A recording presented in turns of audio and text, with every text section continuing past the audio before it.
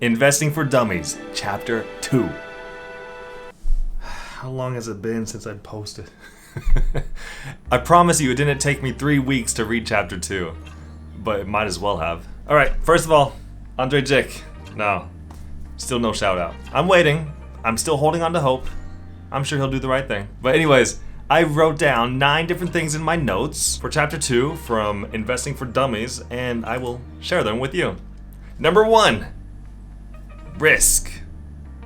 Everything you do in life, everything has risks. And the stock market is no different. In fact, this is one of the more risky things that you can do. Even billionaires can turn into millionaires with 99% guaranteed sure bets. I'm sure you've heard of the GME stock by now. So I promise you, nothing is guaranteed. Nobody knows the future. Nobody knows when there's going to be another pandemic that just kills the stock market. But nobody knows if it's going to go up either. Just letting you know that it has risks. Number 2. The second thing I learned was about stocks and bonds. We've mentioned stocks before, but what is a bond? A bond is more like a loan that you're giving to the company or government, and you're not owning anything, but they promise to give you a little bit of money in return. Maybe about 4% after a certain period of time. Now, stocks are way more volatile, way more dangerous, way more risky than bonds, and that's why some people like bonds, because it's more safe. However, people make a lot more money in the stock market than the bond market. Number 3, pare down holdings in bloated markets. What does that mean? I have no idea. Let's look at my notes. Avoid overpriced investments. That's common sense. But how do you know if they're overpriced? They're easy to spot, says the book, but the book doesn't tell us until chapter 5, so you have to wait a few more videos before I can tell you how to avoid overpriced investments and how to spot them. I have no idea how to spot them yet, because I haven't read to chapter 5 yet. But here are some tips. Overpriced investments fall harder and faster than fairly priced or underpriced investments. And the second tip I wrote down was, if you have to sell, if you're in a pinch for money, if you have to sell some of your stocks or whatever, sell the expensive stuff first, depending on tax rules. And we'll get into the taxes later on in this book. I don't know when or where, but it tells us we'll learn later on. Thanks, book. We're learning so much in chapter 2. I guess you have to stick with me until we finish the whole entire book. Number 4, diversify your portfolio. We've talked about this. I'm sure you've heard about this before. Diversify your portfolio. Buy this, buy that, buy everything, not just one thing. Here's an example related to K-pop. Don't just listen to BTS. There's a lot of other great music out there. Have you ever heard of Stray Kids? Check this out. Yeah, that was me, walking a wolf. Stray Kids. So anyways, if you listen to more than just BTS, maybe you'll like a lot more things. You might dislike it, but you might also like it. For me, I'm on the fence. Stray Kids. So the point I'm trying to make is diversify your K-pop listening selection, especially if I'm in the music video. Number 5, individual investment risk. We already talked about risk. Everything has risk. Now we have to learn about individual investments and how they have risk for you. This ties in with the risk and diversifying your portfolio. So let's look at individual investment risk. So the book talks about this guy who worked for a company for 20 years. And when he started working for that company, he invested $200,000 into their stock. At that time, it was selling for $400 per stock.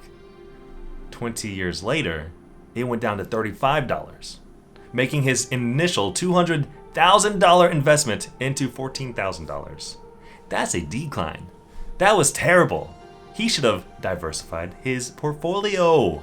He should have listened to Stray Kids.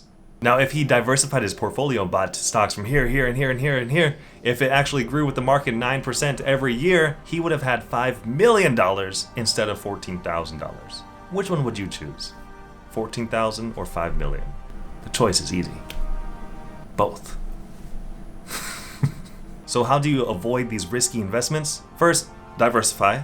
Second, you have to look into every single investment that you're interested in buying.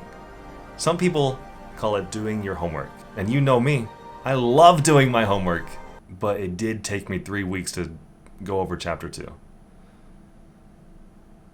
I was reading very carefully. Do your homework, Take 3 weeks to look into a company so you know exactly what you're buying.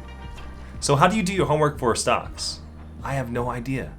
The book says, I'll teach you later. So I guess you have to wait for that one too. But it does quickly mention examining some measures of value and the company's financial condition and business strategy will help reduce chances of buying into overpriced companies or one that's about to have some major problems. So measures of value and the company's financial condition, that's something we have to look into, but I don't know how to look into that. Later on, when I learn it, you'll learn it. Number 6, liquidity. Definition time. Here, liquidity refers to something in terms of cash. So if you have money, if you have cash on you, and this is chapter 2, so I got my $2 bills, right? Anyways, this is perfectly liquid because it is cash. Now, stocks, on the other hand, are near liquid because you can sell your stock and the money goes into your bank account. You can go to the bank and get the cash from them only if the stock market is open. So that is near liquid. Now, real estate is not even near liquid. You have to go through a lot of steps to make that real estate into cash. You have to market it, you have to find a buyer, you have to go through all these contracts and all that good stuff. It's not even close to cash. And even further from cash than that is a small business. It can take a long time to sell a business. So that's why a business is not liquid. So pro tip here, make sure you have enough liquid funds on you just in case you have an emergency. The book suggests 3 to 6 months worth of living expenses, and this is all dependent on how comfortable you are with risk. Number 7, purchasing power risk or risk of inflation.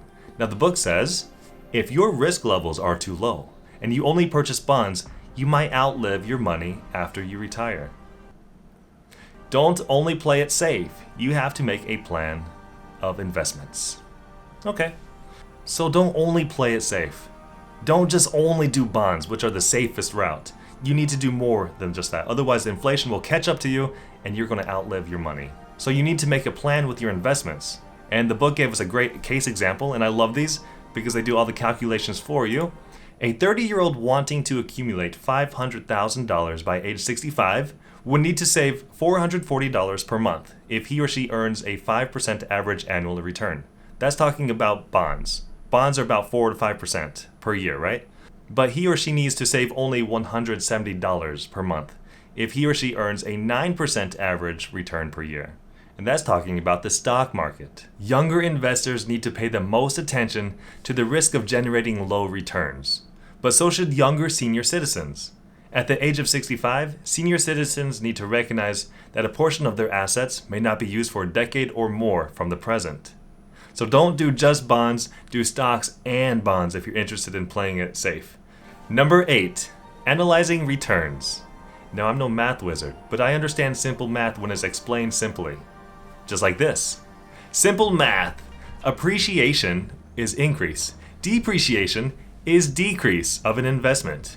So in order to figure out the appreciation or the depreciation of your stock, all you have to do is take the current value, the current price of that stock, and subtract the original value, what you paid to get it, divided by the original value, and that's your percentage of the increase or decrease. Hopefully it's increase. For example, you wanted to buy Big Hit, BTS's stock. So that is $10. I don't know what it is right now, but as an example, I'm gonna say it's $10. Next month, it goes up to $11. That's a $1 difference. So far, you're with me so far, right?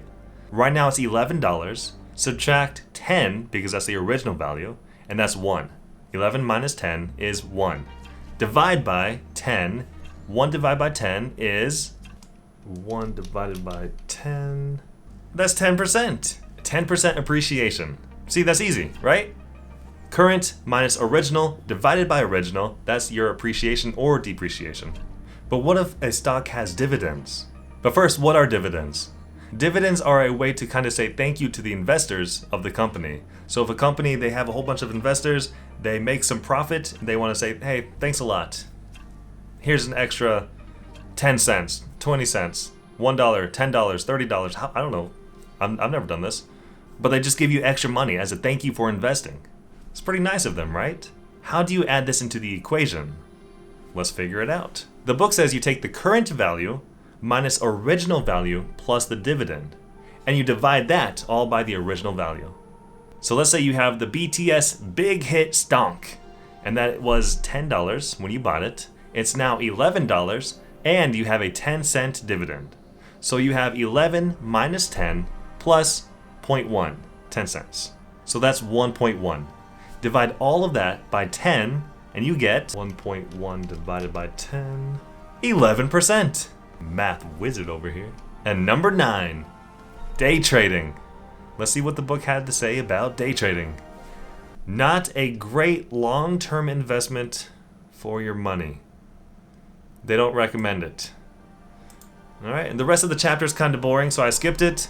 And that is chapter 2. If you have any questions, leave them in the comment section below. Maybe I'll make a video about it. Or maybe I'll take another 3 weeks to read chapter 3.